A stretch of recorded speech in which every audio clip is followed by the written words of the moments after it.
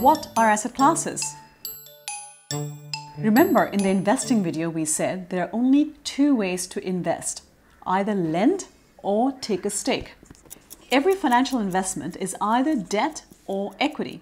You can also invest in physical or real assets such as commodities, including gold, and real estate. These real assets can be grown, mined, or reclaimed, I guess. Now, why did I divide all these investment opportunities? Because they have fundamentally different risk and return from each other. So asset classes are basically groupings of investments, which allows us to differentiate them on risk and return characteristics. Now, depending on where you live and whether you are an investment professional with a great model, you could keep further subdividing the groupings and call them sub-asset classes or segments or categories.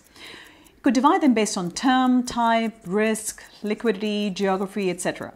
For example, we can group countries into emerging markets or by regions such as Asia Pacific, though neither makes sense long term because the parameters keep evolving.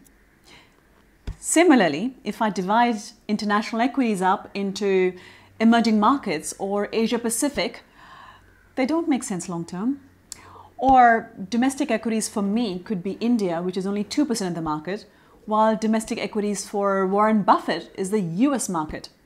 Same asset class name, very different returns.